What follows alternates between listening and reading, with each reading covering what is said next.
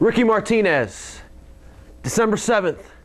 It's your ECWA Mid-Atlantic Championship against my ECWA career. As I sit here, I just have one question for you. Has it set in yet? And no, I'm not talking about the 6 months that you've beat me down, screwed me over for that title, or even stole my girlfriend. Has it set in what you and Renee Michelle have done? Renee, you broke my heart. And you know, I've been told my whole life that there's nothing worse than a broke heart. But I tend to disagree. You see, a dead heart is worse than a broke heart, and you didn't kill my heart. You see, it's still beating. The only thing that you and Ricky Martinez have done is opened up Pandora's box and let out what I've needed all along. You see, I don't fight fire with fire. Come December 7th, I'm fighting fire with an inferno, because when you opened up Pandora's box, you let out the spirit of a horseman. So I come to the ring December 7th with my mentor, with the most intelligent man in the history of professional wrestling. I come to the ring with the infamous James J. Dillon. Very good. You know, Chris, you and I have had a special relationship for a couple of years now.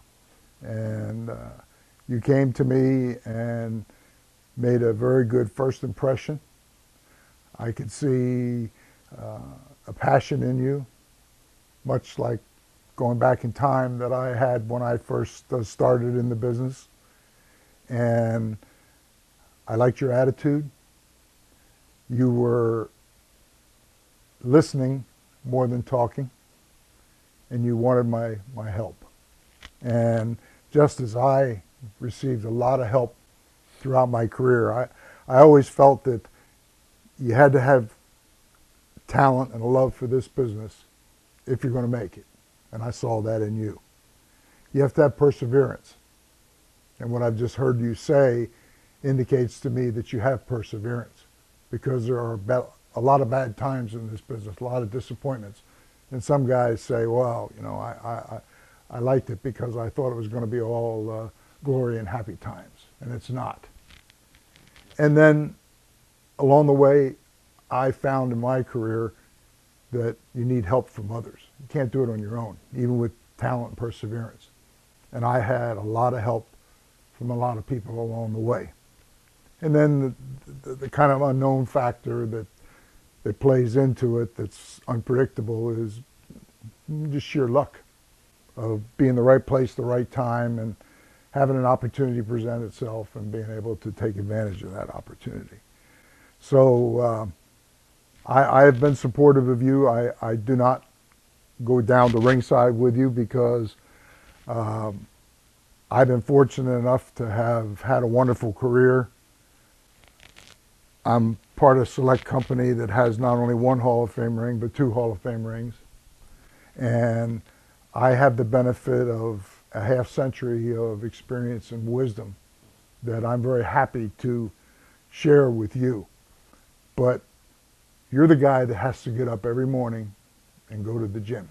I can't do that for you. You got to push yourself. You've got to work. You got to extend your limits. And you're the one that has to endure the disappointments and the heartache. And that's part of life. And I've always been one to be there for you, to impart my wisdom, to kind of get you mentally prepared for important matches. And sometimes I'll come in the back door and don't go out where the public sees me, because it's not about me. I've had my day in the spotlight, and it's about you and me wanting you to do well. But when the bell rings, it's really out of my hands. It's in your hands. And you recently gave me a phone call and explained the situation to me, and that Ricky Martinez is the champion. He's made life pretty miserable for you. And it's really, really important this time around, because you're from here, you're from Delaware, this is your home. So if you want to succeed this would be the place, I'm sure, deep down inside, whether you want to admit it or not, is where you really want to make your mark. And then who knows where it goes from here. And you explained the situation with Renee being your main squeeze at one point, and Ricky, you know, taking her away, you know, not giving you that opportunity to settle it in the ring. And when you told me that in order to get the match for the ECWA Mid-Atlantic title, for him to agree to do that, that you had to agree that if you weren't successful and lost, you were done with ECWA, which meant you couldn't wrestle here at home. And I know how difficult that had to be to agree to those terms, but you know, sometimes you got to do what you got to do.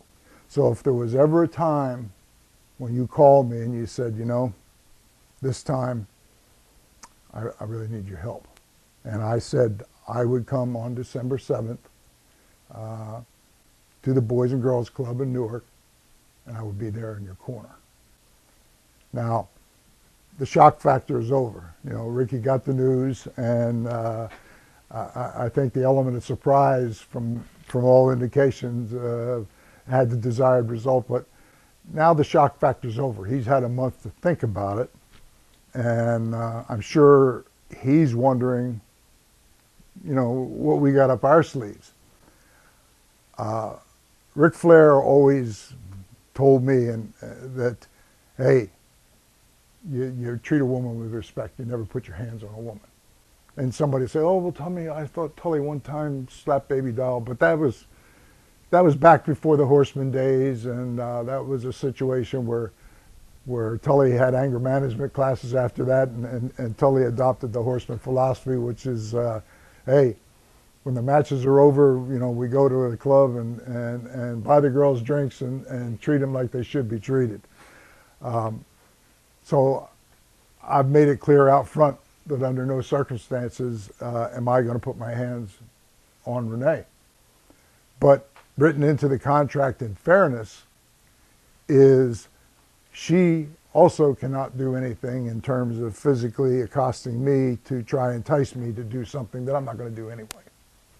So that's kind of the foundation of where we are. And if she tries to interfere in the match to cause the match to end without it having a decisive climax, that you're going to end up with the title anyway. So that's taken out of the equation too. So that's where my experience of negotiating for half a century has covered your bases. But I'm going to be there in your corner. But again, we've come full circle. We're right back to where we started from. When the bell rings, whether you're successful or not is really not going to be up to me. I'm going to have you mentally prepared. I'm going to have you psyched like you've never been psyched before. I'm going to make sure that you're pushing yourself as hard as you can to the limits in the gym. You will be physically ready.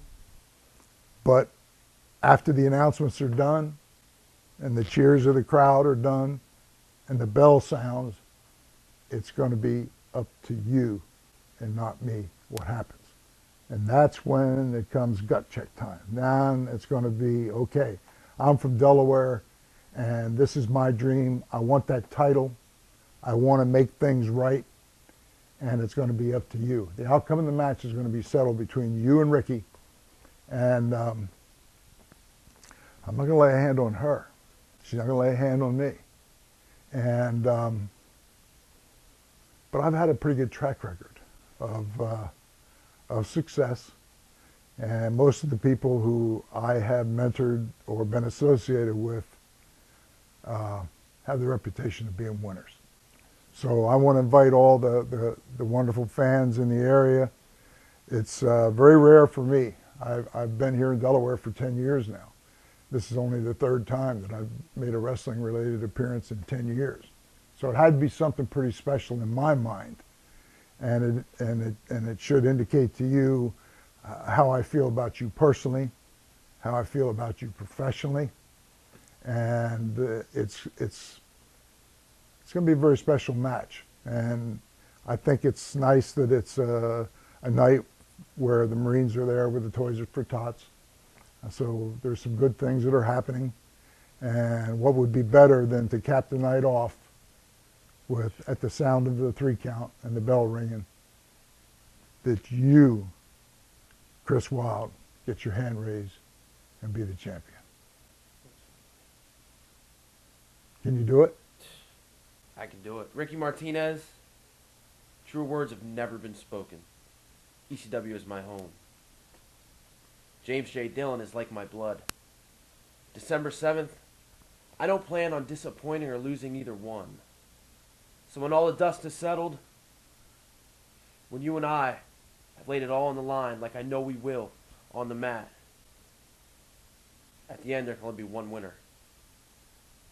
And that's going to be me. So come the end of the night, whether you like it or not, it'll all have set in. You know, there's a frame of mind. You've heard Arn Anderson say that it's a frame of mind. And there's room for this and one more. And I'm going to be there, and I want to be the first one to hug you and to raise your hand and to say, job well done.